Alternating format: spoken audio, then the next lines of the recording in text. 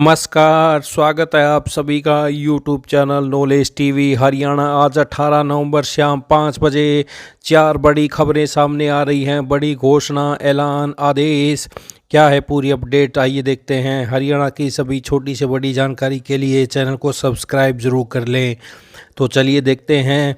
शाम 4 बड़ी घोषणा, आदेश, ऐलान। हरियाणा में धुंध के बीच प्रदूषण के हालात बिगड़ गए हैं। दिल्ली एनसीआर में आते प्रदेश के 14 शहरों में वायु की गुणवत्ता बदतर स्थिति में पहुंच गई है। सबसे बुरी स्थिति गुरुग्राम में है, जहां पर AQI 576 रहा, जो बहुत खतरनाक की श्रेणी में आता है। तो ये आप देख सकते हैं AQI लेवल। इसका अर्थ क्या होता है? 0 से 50 एयर क्वालिटी अच्छी है, 51 से 100 एयर क्वालिटी ठीक है, अच्छी नहीं है। तो ये आप देख सकते हैं। 201 से 300 एयर क्वालिटी बहुत अनहेल्दी है। 301 से 500 एयर क्वालिटी खतरनाक मानी जाती है। गुरुग्राम में आज AQI 576, तो बहुत ज़्यादा खतरनाक एयर क्वालिटी गुरुग्राम में सबसे ज़्यादा। तो ये आज सोमवार हरियाणा के शहरों में AQI की स्थिति। गुरुग्राम 576, मुरथल 408, जींद 335। तो ये आप देख सकते हैं आंकड़े। देश के 21 सबसे प्रदूषित शहरों में 8 हरियाणा के। सबसे ज्यादा बुरी स्थिति बहादुरगढ़, भिवानी, हिसार, सोनीपत, रेवाड़ी का दारूहेड़ा, गुरुग्राम, पानीपत, फरीदाबाद के बल्लभगढ़ और रोहतक भी इस लिस्ट में शामिल हैं। तो ग्रेप 4 में ये लगेंगी पाबंदियां। दिल्ली में ट्रक यातायात के प्रवेश पर रोक, आवश्यक सेवाओं के लिए ट्रकों का जारी रहेगा प्रवेश। LNG, CNG, इलेक्ट्रिक और BS4 डीजल ट्रकों के प्रवेश रोक नहीं रहेगी। इलेक्ट्रिक वाहन, CNG, BS4 डीजल वाहनों के अलावा दिल्ली के बाहर रजिस्टर्ड हल्के वाहनों को दिल्ली में प्रवेश की अनुमति नहीं होगी। अनुमति सिर्फ जरूरी सेवा देने वालों के लिए होगी। दिल्ली में रजिस्टर्ड BS4 और उससे कम के डीजल वाहनों वाले माल वाहकों और भारी वाहनों के चलने पर सख्त प्रतिबंध लागू रहेंगे। हाईवे, सड़क, flyover, overbridge, power transmission pipeline, दूरसंचार आदि के लिए जारी परियोजनाओं के निर्माण पर प्रतिबंध ग्रेप 3 के तहत लागू रहेंगे। दिल्ली एनसीआर की राज्य सरकारें सरकारी, नगरपालिका और प्राइवेट कार्यालयों को 50% क्षमता पर काम करने और बाकी को घर से काम करने की अनुमति दें। तो क्या असर हो सकता है इसका? रोडवेज सेवाएं प्रभावित हो सकती हैं। तो वहीं सब्जी और दूध महंगे हो सकते हैं। उद्योगों की माल ढुलाई पर असर हो सकता है। तो ये प्रदूषण के कारण स्थिति बदतर होती जा रही है। आइए दूसरी बड़ी घोषणा देखते हैं। भाजपा अब कई मुद्दों को चुनाव में बुलाने की तैयारी है। निकाय चुनाव में इनमें प्रमुख रूप से शपथ के दिन 24,000 युवाओं को ज्वाइनिंग, SC के आरक्षण में वर्गीकरण को लागू करना, हरियाणा कौशल रोजगार निगम के 1,20,000 कच्चे कर्मचारियों को रिटायरमेंट तक जॉब की सिक्योरिटी, किसानों को व्हाट्सएप पर मृदा स्वास्थ्य कार्ड की रिपोर्ट, खेतों की मिट्टी की जांच प्रमुख हैं। वहीं राज्य में 30 से ज़्यादा निकायों के भी चुनाव होने में, ऐसे में 35 कॉलोनियों को भी सरकार एक महीने के अंदर वैध करने की अधिसूचना जारी की।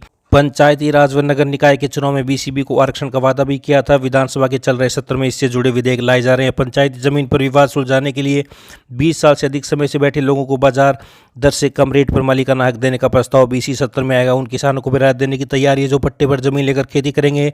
इसका विधेयक भी इसी सत्र में आएगा। तो प्रदेश में SC के आरक्षण में वर्गीकरण का फैसला चुनाव आचार संहिता से पहले लिया गया था। अब सरकार ने 1 महीने के भीतर इसे लागू कर दिया गया है।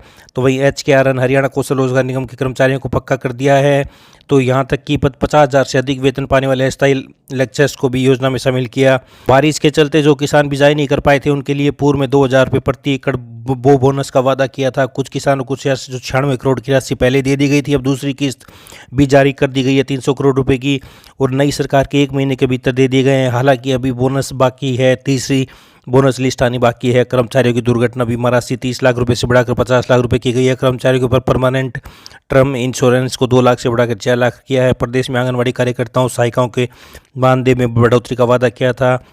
उसके अनुसार कार्यकर्ताओं के मानदेय में 750 रुपये, तो सहायिकाओं के मानदेय में 400 रुपये मासिक की बढ़ोतरी भी की है। कार्यभार संभालने के बाद पहले ही दिन CM ने संकल्प पत्र के अनुसार किडनी रोगियों को राहत दी है। किडनी पीड़ित रोगियों के लिए डायलिसिस की सेवाएं मुफ्त हो गई। 70 साल से अधिक आयु वर्ग के बुजुर्गों के लिए आयुष्मान भारत का लाभ शुरू किया। तो ये बड़ी घोषणाएं की हैं। तो निकाय चुनाव के लिए बड़ी घोषणाएं, तो BJP से मुद्दा बना सकती है। आइए अगली बड़ी घोषणा देखते हैं। कांग्रेस के दावों के अनुसार राज्य की करीब 70% आबादी गरीबी रेखा से नीचे पहुंच गई है। ऐसे में प्रति व्यक्ति आय किस तरह से बढ़ रही है? कांग्रेस ने BPL श्रेणी के लोगों की बढ़ती संख्या पर जांच की मांग की। तो वहीं भाजपा ने कहा, भाजपा का जवाब, योजनाओं का लाभ गरीब को देने पर कांग्रेस क्यों बेचैन? तो अब एक और बड़ा बदलाव किया है। पहले हर साल नवंबर में ही कार्यालय में पहुंच कर देना पड़ता था जीवन प्रमाण पत्र, अब किसी भी महीने कराएं अपडेट, 1 साल तक रहेगा। वैध। तो ये बड़ा बदलाव किया गया है। आधार सेवा केंद्र व बैंक से भी कर सकते हैं अपडेट।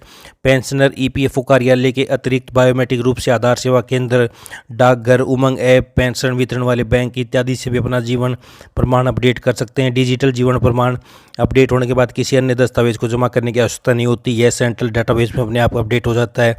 अब अपने मोबाइल से घर बैठे ही अपना जीवन प्रमाण पत्र दिया जा सकता है।